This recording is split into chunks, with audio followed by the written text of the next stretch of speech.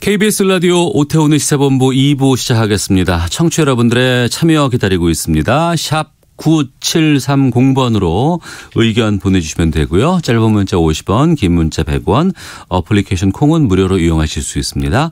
팟캐스트와 콩, KBS 홈페이지를 통해서 시사본부 다시 들으실 수 있고 유튜브 채널로도 만나실 수 있습니다. 검색창에 KBS 1라디오 혹은 시사본부 이렇게 쳐보시면 영상으로 만나실 수 있습니다.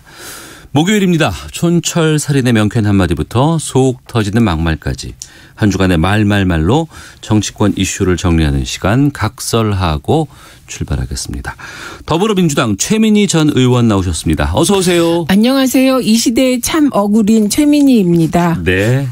자유한국당의 김용남 전 의원 자리하셨습니다. 안녕하십니까? 네, 안녕하세요. 용감한 남자 김용남입니다. 아, 예. 알겠습니다. 본격적인 말씀 나누기 전에 오늘 오전 10시쯤에 발표가 나왔습니다. 네. 법무부가 검찰 중간 간부 차장 부장급에 대한 인사를 발표했습니다. 김영남 의원님 이번 네. 인사 어떻게 보셨어요? 이제 대한민국은 미개한 나라가 됐습니다. 그러니까 법치주의 시스템이 전혀 작동하지 않는 참 후진 국가가 됐죠. 그러니까 선진 국가가 아니고 후진 국가가 됐습니다. 그러니까 정권에 대해서 불리한 수사를 하고 있다고 해서 본인들이 정한 이게 뭐 지난 정부에서 정한 것도 아니에요. 그러니까 차장 부장급 중간 간부에 대해서 1년 이상 같은 보직을 근무하도록 한다는 필수 보직 기간을 이 정부에서 정해놓고는 지금 6개월도 안 돼서 인사를 해서 사실상 수사팀을 해체해버렸어요. 네. 지난번 검사장 인사도 마찬가지입니다만 역대 어느 대한민국 정부에서도 하지 않았던 일이고 인사권의 행사를 빙자한 명백한 직권남용죄입니다. 직권남용까지도 본다. 예. 최민희 의원님. 예, 우선 이건 과거 특수부 독점형 인사. 예, 소수를 위한 인사에서 검사 전체를 위한 인사로 바뀌어 가고 있다. 예, 과거에 보면 10%밖에 안 되는 특수부 쪽 인사들이 때론 정치 검사화하고 때로는 이너서클 비슷한 걸 만들어서 자기들끼리 검찰 요직을 독점하던 행태가 있었는데 네. 이제는 그런 차원의 독점 인사를 허용하지 않겠다. 그래서 형사부나 공판부에 있는 검사들까지 다 바라본 이게 검사 전체를 위한 인사를 했다고 봅니다. 그리고 두 번째는 저는 상갓집 학명 추태 같은 것은 네. 그게 시사하는 바가 꽤 컸다고 생각하는데 그 윤석열 총장과 가까운 검사들은 검사 동일체 원칙도 윤석열 바라기일 뿐인 것 같습니다.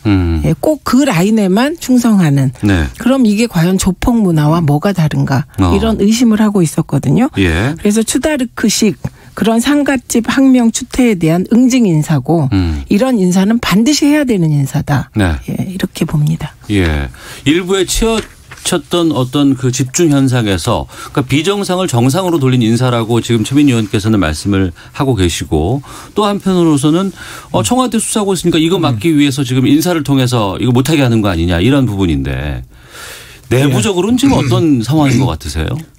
내부적으로야 검사들은 다 알죠. 이 정권에서 수사방해 목적으로 죄송합니다. 수사방해 목적으로 인사권을 행사하고 있다는 건 뭐 웬만한 검사들이야. 웬만한 검사가 아니고 일부 친문 성향의 극소수의 정치검사 빼고야 다 알죠. 다 미분관계 하고 있습니다만 다만 지금 검찰 내의 분위기는 네. 우리가 부당한 인사를 당했다고 사표를 제출하고 항의하는 거는 좀 자제하자. 이럴 때일수록 자리를 지키면서 이 분명히 잘못된 이 정권의 행태에 대해서 다음 기회에 책임을 물을 준비를 하자라는 분위기가 좀 있는 것 같아요. 사실은 네. 서울중앙지검에 그전엔 특수부라고 했죠. 1, 2, 3부 3개 부서가 있던 거를 이 정부 들어서 문재인 정부 들어서 이름을 반부패 수사부로 바꾸면서 4부까지 만들었어요. 그러면서 예.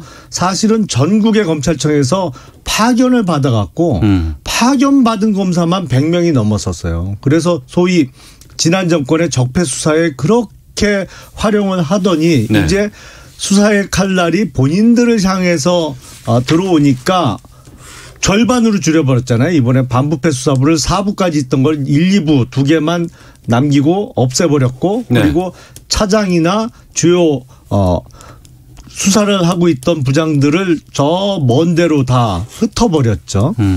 그리고 그 상갓집에서 양석조 선임연구관이 심재철 반부패 부장에게 했던 말은 99%의 검사들의 심정을 대변한 말이에요. 네. 그러니까 거기서 심재철 반부패 부장이 가장 가슴 아프게 들어야 할 말은 당신이 검사냐 이 얘기예요. 사실은 어느 의사분한테 당신이 의사 맞아? 뭐 이렇게 물어보는 거하고 똑같은 것이거든요.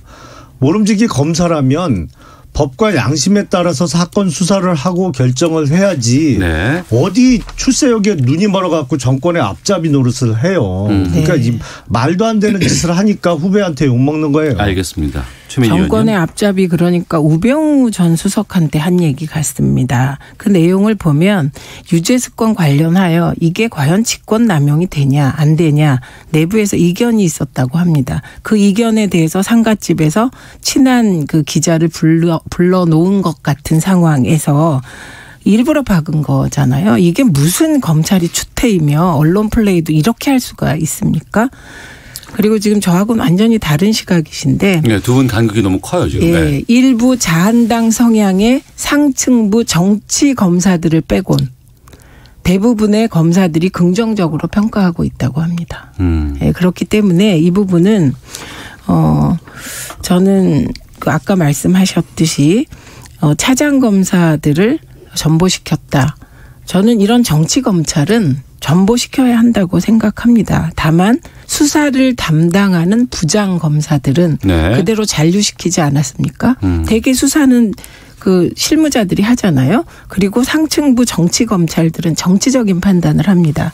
그래서 자한당 성향의 정치 검사들이 지금 하고 있는 행태를 보면 총선에 명백하게 개입하겠다는 겁니다. 그래서 총선 지금 80일 앞두고 지금 말도 안 되게 어거지로 최강욱 공직기강비서관을 소설을 써서 중앙지검장을 서울중앙지검장을 패스하고 윤석열 총장의 직접 지시로 네. 기소를 합니다. 근데 그 기소 내용이 터무니없어요. 그래서 민주당은 네. 이번 선거가 자유한국당과 치르는 선거가 아니고 이런 정치 검찰들의 모함 속에서 치러지는 거기 때문에 어느 때보다 매우 불리한 상황에서 선거를 치르고 있다고 생각합니다. 알겠습니다. 차장 검사만 인사이동했다는 것은 사실하고는 많이 틀리고요. 그러니까 조국 사건을 담당했던 반부패 2부장 고영건 부장을 비롯해서 많은 부장들이 인사이동 대상이 돼서 지방으로 좌천성 인사가 났고요.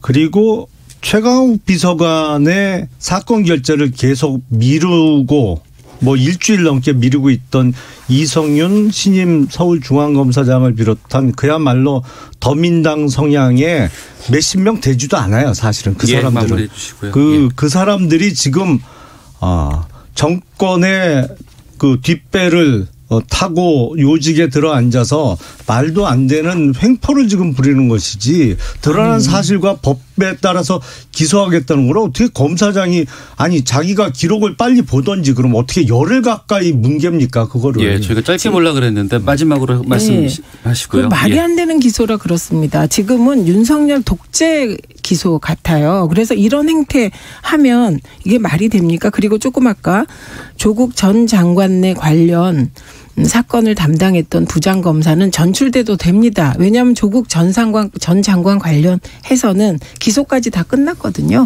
수사가 끝났기 때문에 전출돼도 아무 문제가 없습니다. 그러면 그 조국 전 장관을 기소한 사람들은 천년만년 그 자리에 둡니까? 그래서 이런 부분은 말이 안 되는 거죠. 최소한 1년은 둬야죠. 왜 본인들이 정해놓고 필수 보직 기간을 안 지켜요. 6개월도 안 돼서 인사를 해버려요. 왜? 응징 받아야 되는 게. 응징으로 인사하신 건 인정하시는 거죠, 그거 지금? 아니죠. 저는 그런 검사는 응징해야 된다고 제가 생각합니다. 왜냐하면 김용남 의원님도 사과하셔야 돼요. 조국 전 장관 내 코링크 피의가 살인 사건에도 관계돼 있다. 그런 얘기 했잖아요. 아니 한 달이 건너면 연결돼요. 바로 검찰이 연결돼 있어요. 그거 기소했습니까? 그렇게 아니면 말고식으로 막 던져놓고 아무도 사과하질 않아요. 사실은 사실대로 얘기를 해야죠. 누가 책임집니까? 사실이 오늘 오전에 아닙니다. 있었던 인사와 관련해서만 말씀을 좀 나누려고 했는데 이게 또 인사의 여러 가지 파장들 이 얘기가 나오다 보면은 저 옛날도 아니죠. 뭐 작년 8월, 뭐 9월 이럴 때 한참 우리가 두 분과 말씀하던 그때로 좀 돌아가는 것 같아서 청취자 의견 2개만 소개해드리고 입장이 다 다른 것 2개 소개해드리고 원래 좀 준비한 내용들 다루도록 하겠습니다. 8192님께서는 추미애 장관의 이번 인사가 검찰을 정부 마음대로 하겠다는 좋지 않은 의도가 있었다고 봅니다라고 김용남 의원과 의견을 같이 해주셨고요. 8222번님께서는 이번 인사 그동안 윤석열 라인의 검사들이 주요 자리 차지하고 있었던 비정상을 정상으로 돌려놓는 첫걸음이었습니다. 강력한 검찰개혁 추진해야 합니다라는 의견 보내주셨습니다. 민주당에 복귀를 한 이낙연 전 총리의 역할에 대한 윤곽 드러났습니다. 이해찬 대표가 종로 출마 공식 제의했고 또 총선에서 공동선대위원장직을 맡아달라고 했는데요. 관련한 저희가 인서트 준비했습니다. 들어보겠습니다. 그 간담회실에서 두 분이 따로 만나셔서 그 자리에서 이해찬 대표가 이낙연 전 총리에게 제안을 하신 겁니다. 대표님의 제안을 뭐라 하겠습니까? 내일 말씀드릴게요. 설마 거부야 하겠습니까? 네, 내일 말씀드리겠다고 했고 오늘 오전에 종로 출마를 선언했습니다. 이 총선 관련해서 먼저 민주당 쪽의 상황부터 좀 짚어보겠습니다. 이낙연 총리가 이제 선봉에서 활동을 하게 됐는데 이건 최민희 의원께서 먼저 좀 정리해 주세요. 그러니까 앞으로 민주당은 선거에 있어서 투톱 체제가 되는 겁니다. 네. 그러니까 이해찬 대표는 주로 공천을 관리하고 사실 어렵고 굳은 일 하시는 거죠. 손에 피 묻히고 욕 먹고. 네. 공천은 아무리 잘해도 파동이 일어나게 되어 있거든요. 그런 역할을 주로 하시고 그리고 이제 대중적인 접촉 면적이 넓은 부분 대외적으로는 이낙연 총리께서 이제 국민들과 접촉하는 이런 투탑 역할 분담 체제인데 네. 이게 되게 역시 당이 잘 되려면 누군가는 좀 어려운 일을 맡고 희생해야 된다는 면에서 이해찬 대표 체제의 민주당이 왜 이렇게 안정됐는지를 보여주는 단면이라고 생각합니다. 본인이 총선 출마도 안 하겠다고 이미 선언하고 네. 그리고 굳은 일만 맡아서 하니 그게 잘 되겠죠. 그리고 네. 이낙연 전 총리께서는 사실 저 정도 되는 정치인은 뭐 종로 나가서 당선된다. 이게 개인적으로는 전 큰 의미가 없다고 생각합니다.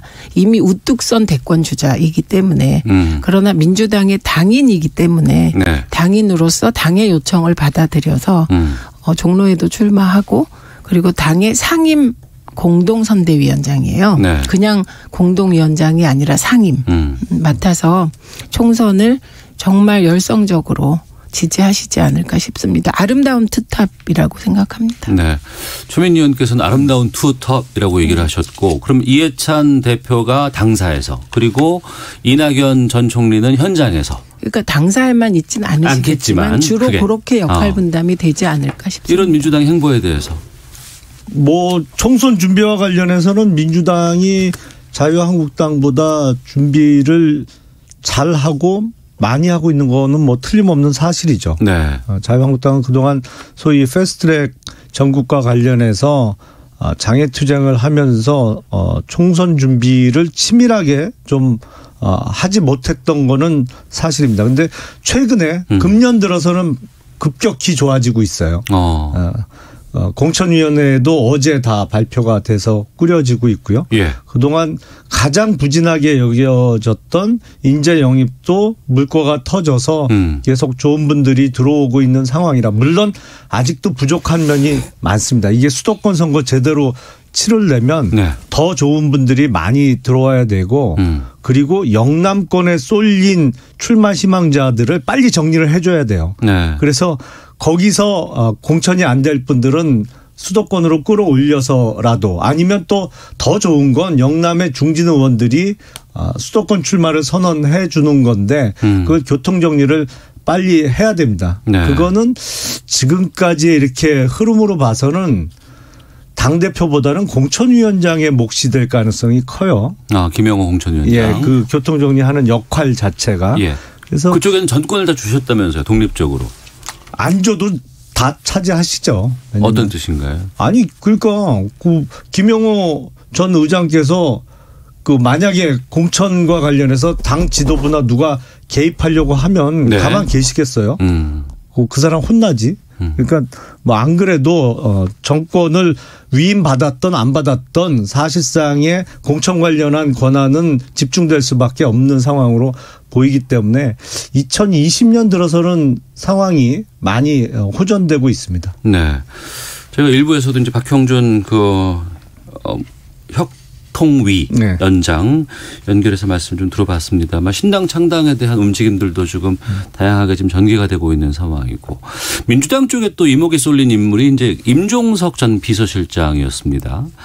그 정강정책 방송연설 첫 연설자로 임종석 전 비서실장이 등장을 했습니다. 불출마 선언한 이후에 석 달 만이었는데 불출마를 철회할 수도 있을까요? 개인이 불출마를 철회한다 안 한다라는 관점에서 보면 예. 쉽지 않을 것 같습니다. 그러나 범위를 조금 넓혀서 보면 네. 개인이 그냥 선택하는 게 아니고 민주당이 당의 총선 승리를 위해서 어떤 역할이라도 해달라 네. 라고 삼고초려를 할 때 어떨까 이제 이 판단을 지금 해야 되는 것이고요. 네. 저는 이 광경을 보면서 지금 민주당이 공천 과정이 잡음이 없을 뿐만 아니라 대개는 정치라는 게 공천 과정이 되면 피비린내 나는 싸움을 하고 권력투쟁을 하잖아요. 네. 그런데 권력투쟁은커녕 그만두겠다고 나간 사람까지 다 모아서 어쨌든 역량을 최대치로 끌어올리려고 하는 이 부분은 네. 국민들께서 높이 평가해 주셔야 된다. 그리고 임종석 전 실장의 경우도 바로 그런 경우죠. 예를 들면 지금 거론되는 뭐 종로는 이미 이낙연 총리가 나가시게 됐고 네. 뭐 중구 성동을이라든지 고향인 전남 장흥 이런 데 거론되잖아요. 네. 광진구까지. 근데 이런 곳에도 다 뛰는 후보들이 있습니다. 네네. 예, 그런데 민주당 입장에서는 어떻게 해서든 당의 경쟁력을 높이기 위해서 사람들을 자꾸 끌어모으잖아요. 배제하는 게 아니라 이 부분이 높은 점수를 받을 가능성이 있다 이렇게 보고 네. 임종석 전 비서실장을 지금까지 키워준 게 민주당이잖아요. 예, 재선하고 키워준 게 그렇기 때문에 임종석 전 실장도 개인적인 차원에서는 안 하고 싶을 것 같아요. 왜냐하면 사나이가 한번 얘기했는데 네. 번복하는 거 싫잖아요. 그런데 이해찬 대표가 정말 삼고초려를 하면 표현도 모시려고 한다 이렇게 표현하셨더라고요. 저는 그걸 보면서 이해찬 대표 진짜 간절하신가 이렇게 생각이 들었습니다. 그래서 네. 당이 간곡히 요청하면 거절할 수 있을까? 저는 이 정도로 생각합니다. 특히 서울이라든가 수도권 쪽에서는 자유한국당 쪽에서는 여기에 대한 대항마들을 또 준비를 하셔야 될 거 아니겠습니까? 그 주로 제가 보면요. 정치권에서 이루어지는 삼고초려 있잖아요. 네네. 사실은 그거 다 짜고 치는 거예요. 결론은 양쪽 간에 다 정해놓고 모양새를 만들어주는 경우가 대부분이거든요. 좀 극적인 모양새. 예. 그래서 계속 출마 요청 아니면 영입 제의를 해가면서 그 사람의 몸값을 좀 높여 주는 거. 네. 그거 이제 형식적으로 이렇게 하는 경우가 많은데 임종석 전 실장이 만약에 출마를 한다면 본인이 정계 은퇴 선언을 했던 거를 번복하고 출마를 한다면 그야말로 이 정부에서 이제는 뭐 검찰의 무력화에 완전히 우리가 성공했다. 임종석 전 실장이 검찰 수사를 염려할 필요는 없어졌다라고 판단을 내린 것이죠. 사실은 울산시장 선거 공작 사건과 관련해서는 이게 민정수석실 산하에서만 이루어졌던 일이 아니거든요. 공약 개발이 됐던 뭐 상대 후보의 공약 무력화 등의 작업 등은 청와대 청안에서 벌어졌던 것으로 보이기 때문에 최종적으로 임종석 실장이 조사를 받고 책임져야 될 부분이 분명히 있을 것으로 보이는데 아마도 그렇게 종로 출마의 의욕을 보이다가 갑자기 예상 밖에 불출마 선언을 했던 이유가 석연치 않았는데 또 갑자기 했던 말을 뒤집고 이제 21대 총선에 출마하겠다고 하면 역시나 이 6개월도 안 돼서 검찰 인사를 통해서 휘저으면서 이제는 걱정할 필요 없다. 정권 핵심부를 향한 검찰 수사는 완전히 우리가 다 막아냈다라는 자신감의 표현으로 읽힙니다. 여기에 대해서 최민희 의원님 얘기 듣고 헤드라인 뉴스 듣고 오겠습니다. 예, 진짜 말씀하세요. 용감하시게 사실이 아닌 것을 사실로 단정하고 그래서 가짜뉴스 제가 유포 바이러스라고 말씀드린 적 있죠. 의원님을. 지금도 그런 상황이라고 봅니다. 그리고 아까 짜고 친다는 얘기를 하셨는데 저는 김형호 공관위원장이 황교안 대표와 짜고 치면서 안 그런 척하고 있다는 얘기를 조금 이따 하려고 그랬는데 지금 먼저 하게 되었습니다. 아까 말씀하실 때 공관위원장 마음대로 한다 그랬는데 그럴 수가 없어요. 왜냐하면 공관위원장이 추천을 하잖아요. 공천장의 직인을 공관위원장이 안 찍어요. 대표가 찍습니다. 그렇기 때문에 만약에 공관위원장이 대표와 의논도 안 하고 맘대로 한다. 그럼 그건 안 되는 거예요. 조직도 아니고 당도 아닙니다. 충분한 협의를 거쳐서 네. 공관위원장의 뜻이 최대한 반영된다 정도여야지 이게 황교안 대표는 그럼 100% 틀린 건가요? 아니잖아요. 그래서 저는 이게 정치하면서 아까 임종석 전 실장과 짜고 치고 어쩌고 이런 얘기 하는데 지금 그렇지 않습니다. 그 부분은. 왜냐하면 본인은 사실 완강하거든요. 예. 마무리. 가짜뉴스의 본사는 더민당 아니에요? 자, 마무리 짓겠습니다. 자한당이죠. 자, 최민희 전 의원, 김영남 전 의원 두 분과 각설하고 말씀 나누고 있는데요. 헤드라인 뉴스 듣고 와서 PK 지금 상황하고 그다음에 황교안 대표 지금 신년 기자회견 관련해서 좀 말씀 나누도록 하겠습니다. 질병관리본부는 오늘 신종 코로나 바이러스 관련 브리핑에서 국내 확진자 1명은 상태가 안정적이고 의심 환자 21명은 모두 음성으로 격리가 해제됐다고 발표했습니다. 신종 코로나 바이러스가 발병한 것으로 알려진 중국 우한시의 공항 이착륙이 금지됐습니다. 중국 항공당국은 오늘 낮 12시 우한공항의 이착륙을 금지한다고 국내 항공사에 통지했습니다. 최근 호르무즈 해협까지 작전구역을 확대한 청해부대와 관련해 국방부는 이미 하달된 작전 지침에 따라 발생 가능한 모든 상황에 대해 작전 수행을 할 준비가 돼 있다고 밝혔습니다. 드론을 띄우고 직접 눈을 파헤치며 네팔 안나푸르나 눈사태 실종자 수색에 나선 산악인 어몽길 대장이 한계를 느낀다며 실종자는 평균 10m 깊이 아래에 묻혀있을 가능성이 있다고 말했습니다.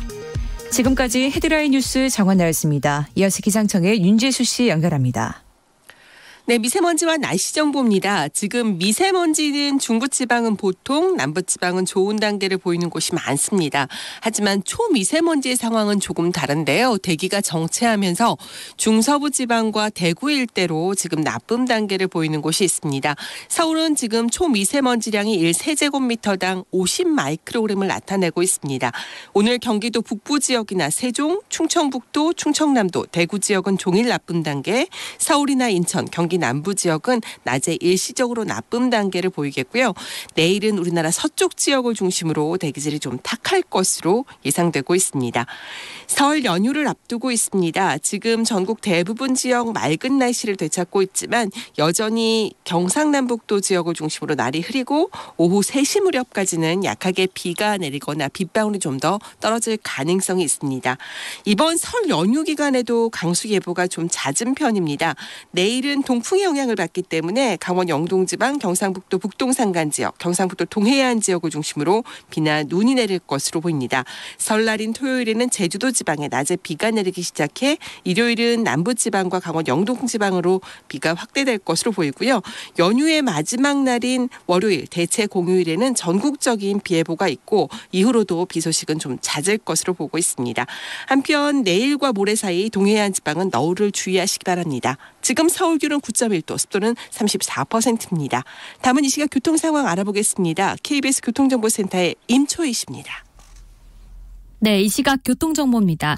오늘 고향 가실 분들은 특히 안전운전에 유의하셔야겠습니다. 설 연휴 전날 교통사고가 가장 많이 발생하는 것으로 조사됐기 때문입니다. 경부고속도로 부산 쪽 안성분기점 부근 4, 5차로에서 승용차 관련 사고를 처리하고 있어서 2km 정체가 심합니다.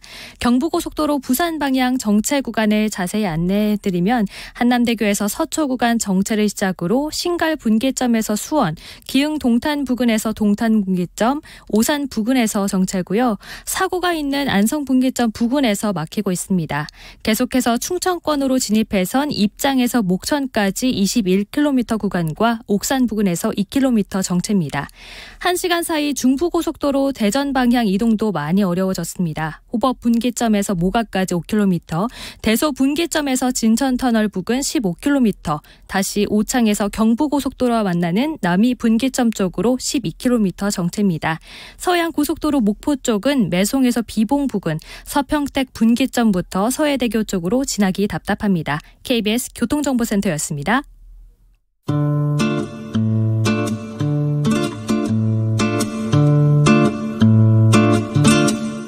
오태훈의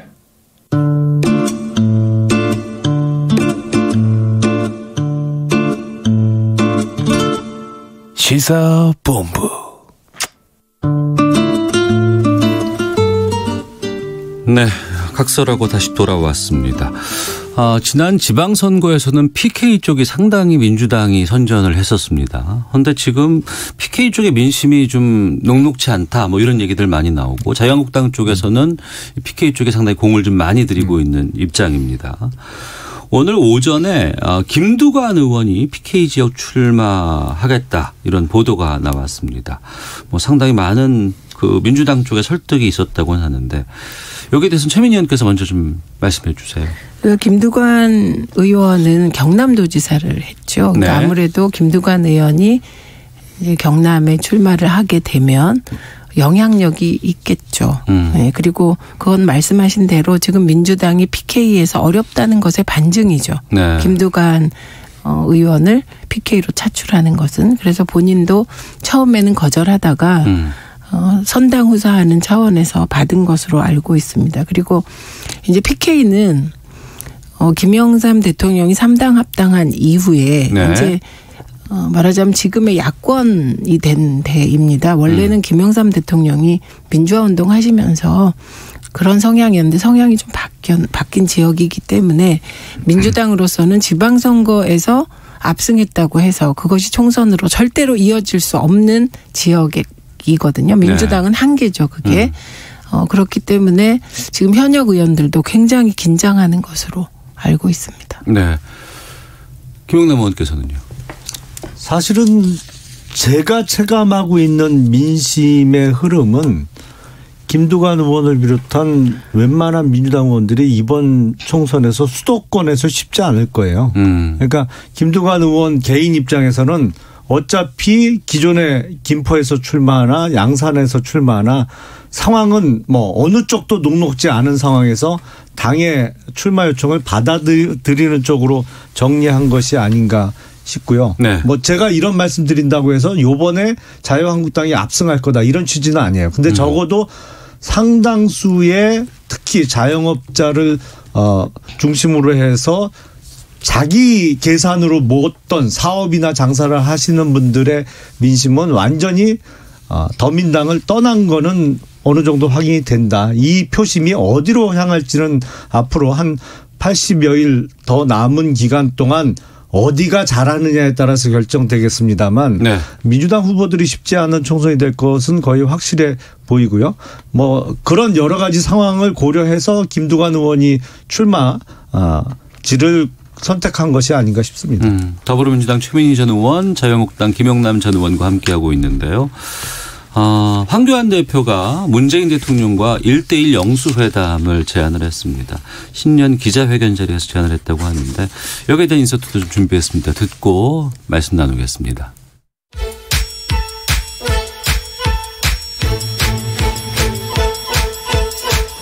혁신의 핵심은 공천입니다. 국민이 만족할 때까지 이제는 되었다고 할 때까지 국민의 채찍질을 기꺼이 받으면서 모든 것을 바꾸어 나가겠습니다. 저희 당은 자유우파 정당 역사상 가장 혁신적인 공천 기준을 마련했습니다. 현역 국회의원을 50%까지 교체하고 20대에서 40대의 젊은 정치인들 30%를 공천해서 젊은 보수 정당, 젊은 자유파 정당을 만들기로 했습니다. 네, 신년 기자회견 자유한국당 황교안 대표의 목소리 들었는데요. 이 자리에서 문재인 대통령과 1:1 영수회담 제안한 것, 여기에 대해서 배경을 좀 알려주세요. 김영남 의원님.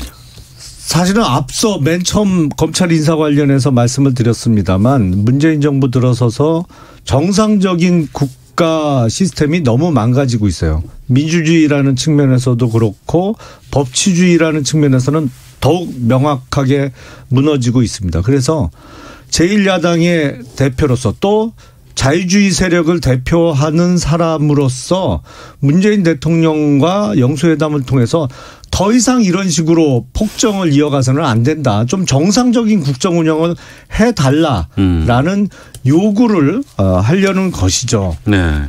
많은 국민들께서 느끼고 계실 거예요. 지금 뭐 경제는 체감을 합니다. 근데 나머지 특히 민주주의나 법치주의라는 것은 일반 국민들이 이렇게 몸으로 느낄 기회는 거의 없거든요. 근데 지금은 몸으로 느껴져요. 이 시스템 자체가 망가지고 있다는 것이. 네. 그런 취지에서 영수회담을 제안한 것이죠. 영수회담 제안에 대해서 청와대는 구체적 제안이 오게 되면 검토해보겠다 이런 입장인 것 같은데 성사될지 최민희 의원께서 좀 말씀해 주세요. 우선 박근혜 최순실 국정농단으로 망가진 대한민국을 지금 나라다운 나라로 세우는 과정입니다.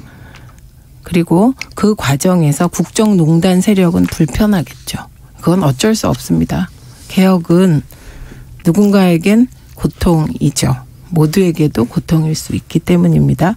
우선 황교안 대표가 이런 제안을 한 거는 몇 가지 배경이 있습니다. 첫째는 아까 말씀하셨듯이 자유한국당 지지율이 10여 %에서 때론 30몇 %까지 올랐어요. 리얼미터 기준으로는 20%대에서 33, 4%까지. 네, 구체적인 그 여론조사 수치는 유의미지 않다고 말씀드릴게요. 네, 네. 예.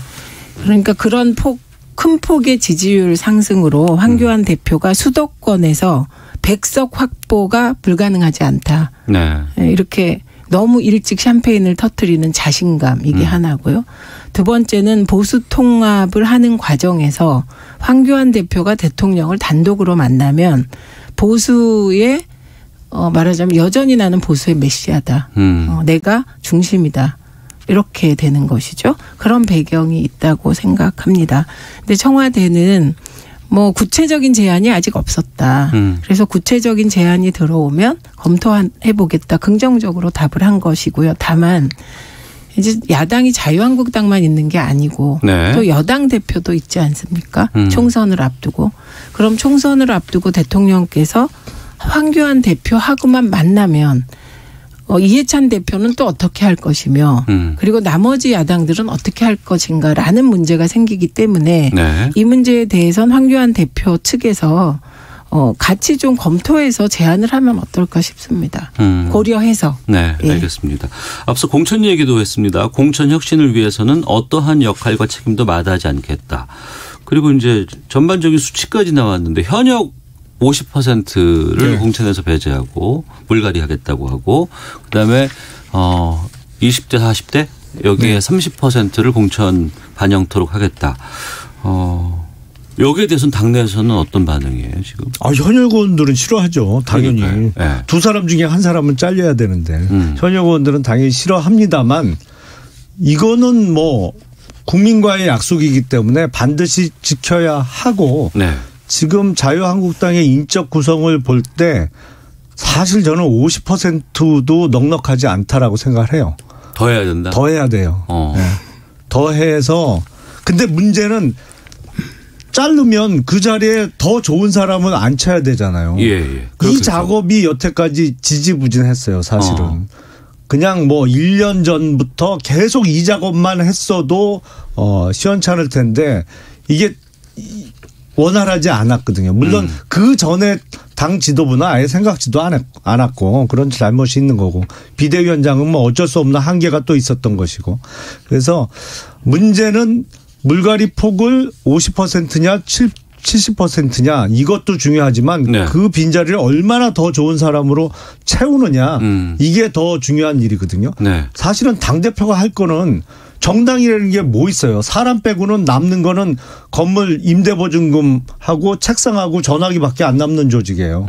사실은 거의 대부분의 자산이 사람으로만 이루어진 조직이기 때문에 네. 당대표의 제1 책무는 좋은 사람 영입하는 거예요. 근데 이제부터라도 해야죠. 당내 반발을 어떻게 재울 것이냐도 중요한 포인트가 아닐까 싶기도 한데 여기에 대해서 최민희 의원께서 좀 말씀해 주시죠. 우선 황교안 대표가 초고속으로 당대표가 되신 분이잖아요. 그렇죠. 입당하면서 거의 동시에 당대표죠. 네. 네. 그러니까 그런 정치 경험이 없는 당대표의 기백 하나는 높이 사야 될 것 같습니다. 그러나 20대에서 40대까지를 그러니까 40대 이하라고 얘기했거든요. 30% 하면 몇 명을 공천해야 되냐면 76명을 공천해야 됩니다. 네. 그래서 정치권에서는 이런 예단을 잘 안 하는 거예요. 그리고 20대에서 40대 사이를 공천한들 말씀하셨듯이 누구를 해야 되냐. 네. 그런데 민주당의 경우는 공천 룰을 1년 전에 완성했거든요. 그런데 지금 이 공천 룰이 나오면 이 만약에 76명을 못 채웠을 때 이 사람 저 사람 다 넣을 거냐. 이런 현실적인 문제에 직면해 있는 것이죠. 네. 그리고 현역 50%를 자르겠다. 근데 중요한 거는 잘랐을 때 기준이 명확해야 되잖아요. 박근혜 전 대통령하고 친했다고 자를 수는 없잖아요. 홍준표 전 대표가 황교안 대표를 연일 비난한다고 또 자를 수도 없잖아요. 그런데 그런 구체적이고 합리적인 기준 없이 그냥 50% 자르겠다. 그러면 그 이후에 이런저런 문제 제기로 당이 몸살을 앓을 가능성이 있기 때문이죠. 네. 그렇기 때문에 이제 정치권에서는 기준을 먼저 만들고 그에 따라 이제 50% 이렇게 정하는데 저도 이제 이렇게 하시면 좋겠는데 현실적으로 참 어려운 기준을 제시하셨다 봅니다. 알겠습니다. 일부에서 박형준 혁통위원장과 인터뷰를 했습니다만 그 보수 통합 상황에 대해서는 자유한국당 지금 계시니까 네. 어떻게 전망할지 짧게 좀 여쭤보도록 하겠습니다.